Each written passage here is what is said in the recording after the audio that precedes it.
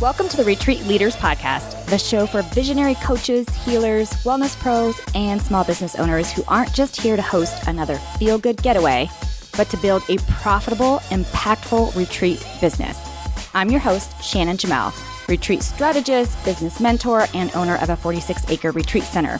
I've hosted over 100 retreats around the world, and I've made every mistake so you don't have to.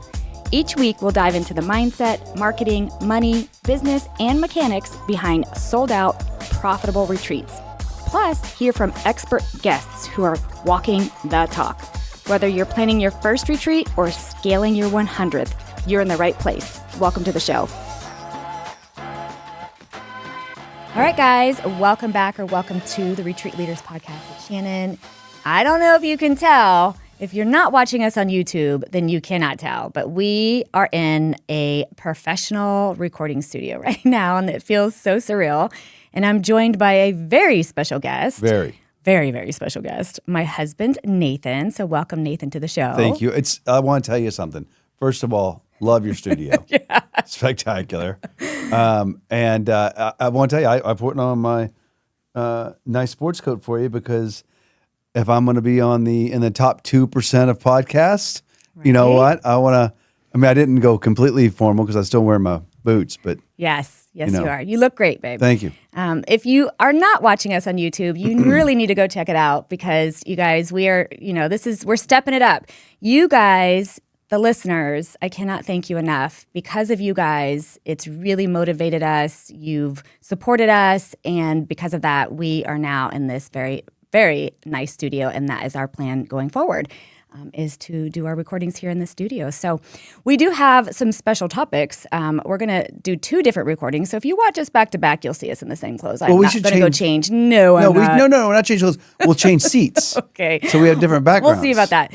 And I'm obviously learning as I go with this very professional setup. And so I have my notes on my phone, y'all. So you're just going to have to deal with that for those of you that are watching. But our first topic that we want to talk about is something that I really think, one of the reasons why I'm drawn to this topic is because a strength that my husband has in particular, that I've always told him this since before we even dated, when we worked together, is he's got this sense of confidence about him that exudes from him in everything that he does, whether it's business, personal, it doesn't really matter. Like, he's just very confident in himself and what he does, and his belief is through the roof.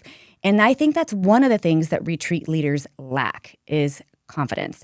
And so I really want to talk about that and why confidence affects their ability to fill their retreats. And even though Nathan doesn't do retreats, he does a lot of events.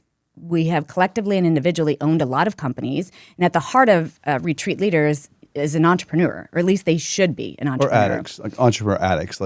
Yeah, we are that. 7, for sure. 8 businesses. We are definitely that for sure. So I guess I want to start with, what is your perception of how confidence affects your business in general? I'll start off with a quick story of how important it is. And, I remember when Savannah's our youngest. Yes, she's our youngest daughter. And when she was in first grade, and she's a very young first grader. I'm not telling you that. Obviously, you know that because you're a mother. I got you. But she's August 31st birthday, and so when she was getting ready to graduate first grade, we went to that parent teachers conference, and the teacher does the whole thing about Savannah and how unbelievably positive she is, and sweet and amazing, and everybody calls her sunshine. And that's when I said she gets that from her dad, and you gave me that look like, yeah, enough. Mm-hmm. And then she talks about how Savannah daydreams and loses focus, and you're like, she gets that from her dad. But the moral of the story is, she said Savannah can graduate and go to 2nd grade. And you said, no, the development from the first half of the year, second half, is too great. She's too young. And the whole idea was, we want a confident daughter more so than a smart daughter. We'll get smart, but we want the confidence of our daughter is very, very important. Yeah. And I share that story to say, I think I tell my clients all the time, confidence breeds competence. Mm. And what I mean by that is, when people perceive you to be confident, they will assume that you are competent until you prove them wrong. And confidence is one of those things you have to have, and you can't fake it. Yes. But I don't think it's impossible for everyone to gain more confidence. And let's be clear, a lot of people say there's a fine line between confidence and arrogance. I'm going to tell you, there's not a fine line. There's a Grand Canyon. And what I mean by that is someone who is confident is humble. Someone who is arrogant is very insecure. And so they look similar, but arrogance is about, I'm going to tell you how great I am so you never question and look into me. It's an insecurity. And so to answer your question, I think confidence is what gives you energy. And I think it's what allows you. And by the way, I love that you say I'm the most confident person you know, or confidence in that in my personal life. You know, I have imposter syndrome just like everyone else. I just maybe ignore it better. I think you ignore it and you do something that is the way you cultivate confidence is you take action anyway. Right. Well, you say it best. You do it afraid. Do it afraid. Yeah. It was very similar because a lack of confidence really is fear, right? Yeah. And so when you're saying you do feel like sometimes you're not as confident, it does not come across. So you do a really damn good job of acting like you're confident, which is also like, it's not a fake thing. It's act like you want to be, right? Yeah. So that's how you create that. And so when you are feeling that imposter syndrome, which I've told you, even like joining Genius Network, I walk in there and I'm like, oh my gosh, these are 7-8 figure entrepreneurs and multiple over. And who, I'm the little fish. 10. And I'm the little fish in there. And so imposter syndrome can affect all of us. But I love the fact that one, you're acting as if, because that's who you want to be. You want to be that confident person, even if you're not feeling it, because it comes across as you are. But you take action anyway. And I think a lot of times retreat leaders don't, and small business entrepreneurs in general, they don't, right? And the part that gets me is if you're not confident and if you don't try, which means do it afraid, you're afraid, do it anyway, take the action, make the step, it affects everything. Your marketing, your pricing, your messaging. I mean, it's felt. I know that sounds really weird, but it's like, oh, it's not. It's felt. No, listen, what you believe is the energy you will give. Mm-hmm. And and it's like we tell our girls, right? I tell people all the time, if I could live by the advice I give my girls, I'm a better human. And what I mean by that is we say, if you want other people to love you, you have to love you first. If you want people to believe in you, have to believe in you first. And, I think it's because I've always been average. Like I don't think there's anything I'm incapable of doing because I don't think I'm okay doing it the best I can and not be that good. I was the backup quarterback on the B team. If you ask me, I was a spectacular quarterback. I was 5'3" and couldn't throw the ball over 10 yards, but I was awesome because I could memorize plays. I don't mind doing something wrong, but I'll give you an example. I've been on stage, I don't know how many times, hundreds of times? Thousands, to be honest. Yeah. It's been 2 decades. I mean, yeah. And to this day, before I get on stage, I do 2 things. I listen to my spiritual music, and then I have to remind myself I wrote the damn book. And so go out there and share. Don't preach, but share. And I have to believe that I do tell you, I mean, you know this. I used to not wear sunglasses because I didn't want to cover my pretty face. Right? And let's be clear. Cue what I mean about confidence. Let's be clear. I was very young. That might be ego, though. I was very young back then. And I think you have to, we're all broken. And so I'm just going to be the best broken damn person I know. I do think I'm worthy of it. I don't think I'm great. I think I'm genuine. Yeah. I think I can have impact on people. Authenticity, though, I think is the key to confidence. I agree. I mean, when you think about it, right? So if you're totally faking it, then that's coming from an ego place. That's that lack of self whatever, which is right? why I struggle with the whole fake it till you make it kind of thing, because I don't think you have to fake it. I don't either. Well, I don't either. But I do think there's this weird line, though, between like I think of this, like, who do I want to be in 10 years? Act like her now. Yeah. That's what I mean. So there is that. And then there's the complete faking it, which to me, faking it means you're using someone else's information. It's not your stuff. You're making up stuff to make yourself better. Yeah, you're lying. You know, you're exaggerating to a default, whatever. Yep. And so that's what I mean. But one of the things you just said is like you still get somewhat nervous getting on stage. Always. And that blows me away because I have seen you now speak literally thousands of times because if I don't see you live, I see it on a video or somewhere. And you run on the stage. Love it. My favorite thing to do. Right. And you're just like, ta-da! It's this overwhelming energy, but yet you're still saying that you're nervous. And that's important because I want the business people to hear that. Like, it's okay to be nervous, but do it anyway. Like, make that step, do it anyway, and keep showing up like the person that you know you can be on the other side of it, and that will come through to me in your marketing and your messaging. And an example is, and I've said this before on the show, but ties in is, the whole London workshop I did. I'd never done anything like that. Spectacular. Never. I've done workshops in the U.S. for sure. I've done business workshops in the U.S. and I've done international retreats. Yep. But I'd never done an international business workshop. And it's like, sure, let me just throw a dart at the board.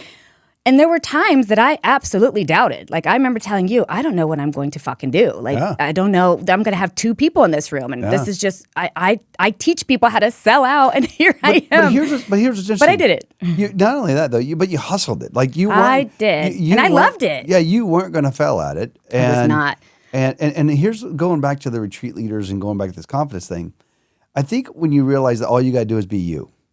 Yes.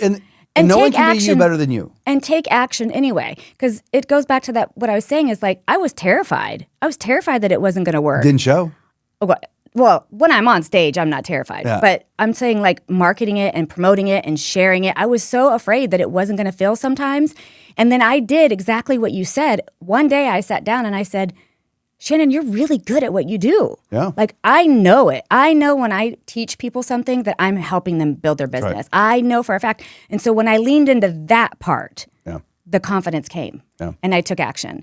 And so that's what I'm saying, like, you on stage or the retreat leaders that are listening, other small business people that are listening. There's things that you're like, man, that is so outside of my whatever, my comfort zone. I don't feel confident that I can feel this. I don't know that I can do this. Is that you lean into what you do know, like really lean into that you are super confident about, and then use that to motivate the action that will get you to that other spot. Yeah. Listen, I think I did a keynote for Horseshoe Bay Country Club, right? And I was meeting with the leader of the organization, and we were talking, and he says, there's a difference between hospitality and service. And services are the things you get. Hospitality is how you make people feel. And I think whether you're in my business or a retreat business, whatever business, when you focus on how you make people feel by being who you are, have confidence in it. Like that, your impact is where your value is. We talk about AI all the time. Mm-hmm. And AI can, back when I started selling in the 90s, knowledge was power. You couldn't get knowledge anywhere other than the library or Encyclopedia Britannica. And so you called salespeople to get data. Well, then Google came out and you got that data through Google. Well, now AI's around. And so now AI can not only just tell you about the services and products, they can actually tell you how to implement it.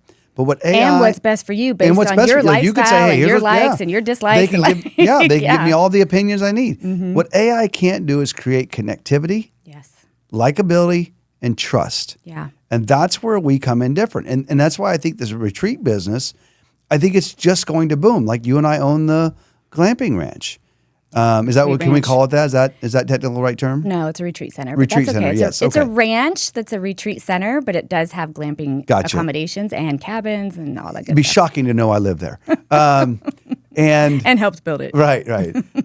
But that type of environment where you have impact on how people feel, that's the hospitality. Yes. And I think for retreat leaders, you live that. Like it's like your retreats.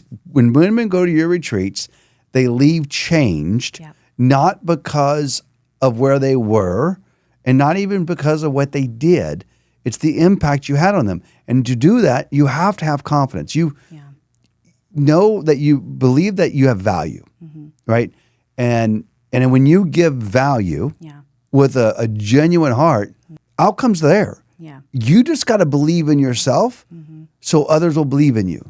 It's true. I've definitely had conversations with people about their products or services or even their retreats, and I can feel the words sound great. Maybe AI wrote the damn words. I don't know. The words sound great. I can feel from their energy, their tone, their voice, the whole 9 yards, whether they believe in their own stuff. Yeah. And that's where it's like, okay, I want to challenge these retreat leaders.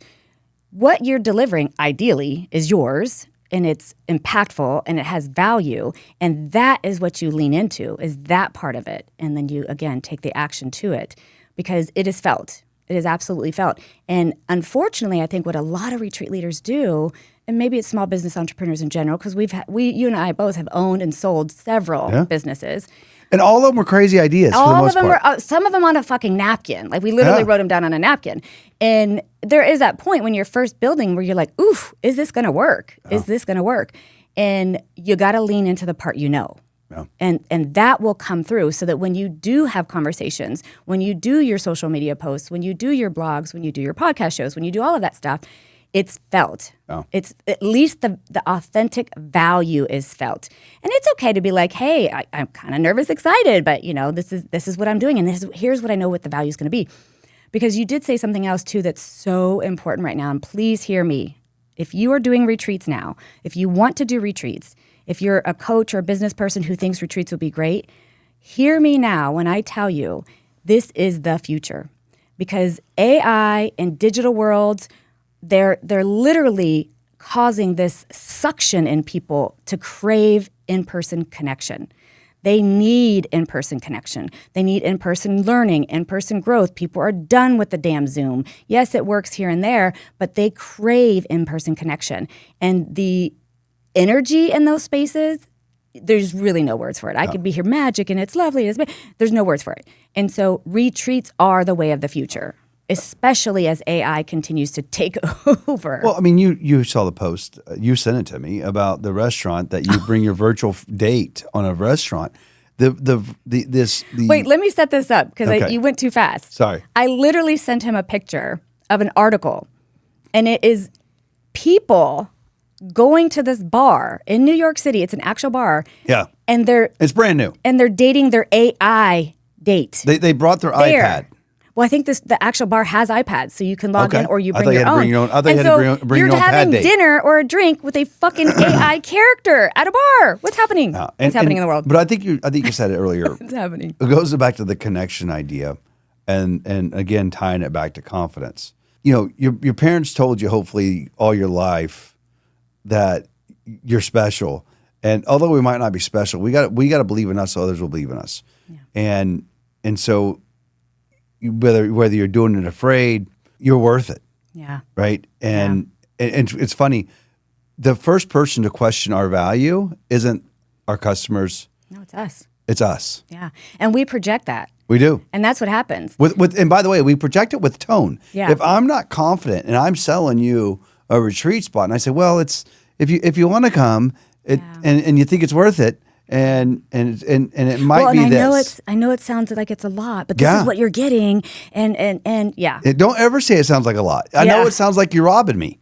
Right? I tell people all the time, my number one goal is that right now you see my fee, you go, oh my gosh, that's a lot of money. My number one goal is to be so good that you feel guilty you didn't pay me enough. And I say that almost every time I speak to a prospective client. Yeah. Because I want them to know that I don't think it's a lot. Yeah. Like I think you should pay me a lot more. I cost lunch if you have 2,000 people in the room. Yeah. And so I think you have. I relate it to people when if a young insecure boy is asking a girl on a date, and the young boy goes and he goes, hey, I want to know what kind of, if you might want to go maybe grab lunch, maybe dinner. I don't know, but you're probably doing something. You might not want to. Are you probably don't want to hang out with me. You probably have other friends. You might not have something else to do. And they basically, okay, thank you. Like they reject themselves before they even get a chance. Yeah. Now that's a funny bit, but that's truly how people live. 100%. And I'll tell you the last thing on this too. When you're more vulnerable, you become more confident. I mean, you and I read the book, I don't know how many times, Think and Grow Rich. How to Influence People by Dale Carnegie. And in that book, he talks about how as humans, we're wrong 80% of the time. Still relevant to this day. Even more so. Yet we'll argue our perspective 100% of the time. Mm-hmm. We're wrong 80% of the time. So once you learn everybody's wrong 8 out of 10 times, don't be worried when you're not right. Yeah. Be confidently. It's like we tell the kids, be confident whether you're right or wrong. Just be confidently wrong. Yeah. And one of them's got down pat. One of them does have it down back. Yeah. I think we differ a little there because I'm very much more open to like, let me hear your perspective so I can take it in. And I joke around with you where you're like, nope, my perspective's still right. Well, listen, you have to listen to the wrong perspectives too when you get exactly. But my point of that is not about the arguing the perspective part. It's that we're wrong 8 out of 10 times as humans. Mm-hmm. So if you're wrong 8 out of 10 times, why are you worried about being wrong? Yeah. Like, that's why they have U-turns. Yeah. Right? You do a U-turn, and so.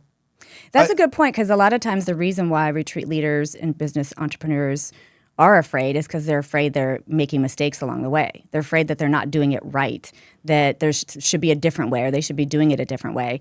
Yeah. And I'm more like, you can do one of two things. You can just go, like I Yep. did when I first started, and just learn the hard way, which that's a total way to learn and make mistakes. And like you said, do a U-turn, turn around, whatever may be the case. Or you go to things like we're doing in May at the Retreat Industry Forum in Denver, or the one Yeah. we're doing in Paris in November, which, by the way, Nathan is a keynote speaker there. So Yeah. you're definitely going to want to come. Yeah, we got to work on that contract. That contract, I don't know how they got through my agent. Yeah, we're going to work on that. And so Nathan is a keynote speaker there, and he is going to be teaching you some more there at that forum. But that's a place too. Like, so you could go and learn the hard way, which there's nothing wrong with that. Or you can cut some corners and learn some really good skills and tactics by going straight to the source of people who have done it, so that you don't have that, well, at least not as much, that lack of confidence. Because I know you said knowledge is power, and really it comes down to what you do with it. Yeah, that's right. Is what is the real It's power. the true power, yes. Yeah. Well, go to places to get the knowledge too. And that helps with your confidence. Is like we go to Genius Network, and that helps. That, believe it or not, that's like a confidence killer and booster, because it's like, who am I? That's the humbleness. And then it's like, oh, but I can learn from them. Dude, and that helps when me. you and I leave Genius, we're so pumped. We are so pumped. And it's funny. I do believe this. I preach a lot in my events for people to start becoming learners. Every successful person I know, they all have one thing in common. Yeah. They have multiple things, but one thing in common that I'm speaking of is they're learners. Learners are earners. And to give your Denver event a plug, two things. One, I don't do public events. And so this is pretty exciting. So if I wasn't coming to your corporation, typically, I wouldn't get to see you. And then two, my challenge to people is come to this event. Like, I think your event's going to be a game changer for anyone who is either in the retreat business, want to be in the retreat business, because I'll tell you this, there's no one who knows how to do things wrong more than you and I. Absolutely. I mean, we could write a whole other book on it. And I remember in it wasn't 19 because it was 2008 when I came to you and said, hey, we got a money issue. Mm-hmm. And we're building our businesses. Yeah, and I said, hey, do I need to go up at Corporate America? We started, we're 3 years into this, and like new startup companies, we were ups and downs, and you said I was born poor, I was raised poor, I'm not afraid of poor, chase your dreams, and then things turned around from there. Yeah. But we had to make a difficult decision, and you're like, difficult nothing. Yeah. And so again, sometimes it's easier to have confidence in other people than ourselves. And I think it's safer for us. And I think it's because inside of us, we see our own weaknesses, and other people we don't. Mm-hmm. And so my challenge to you is anyone who struggles with confidence. Everyone's got this imposter syndrome of sorts. Everyone has doubts. Yeah. You got to believe you're put on this earth for a reason. Believe that you can make an impact and do it. And if you screw up, you would say, who fucking cares? I'm going to say, who cares? Because you cuss a lot. I do. I don't know if I didn't mean to ramble on you there. Yeah, no, this is great. This is great. We're going to wrap it up by saying you need to come to Denver, because as much as this is all about confidence and that you show up authentically and you make it happen, regardless of what you're feeling inside, as long as you're leaning into what you really know and what you know has value, coming into these types of spaces will help you cut out some of the noise and will help you cut out some of the mistakes that can be costly, and that will help boost your confidence. Let me give you one more thought as you're closing this out. I'll give you a formula that we teach with a lot of my clients, and that is when we learn something, we become more confident. Yeah.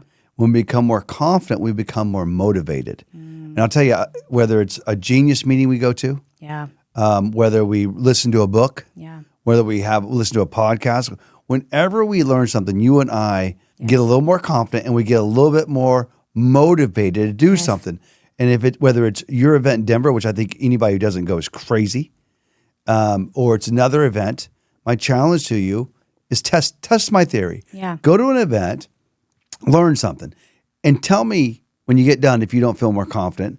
And then because you're more confident, tell me you're not motivated. Try it. I think you'll be really pleased with the work. And it's kind of like, you and I were talking about me going to yoga this morning. I tell people all the time, getting up's hard no matter what time I get up. Mm-hmm. But it's funny because every time at 5:20, when I get up, I'm like, oh, I don't want to do this.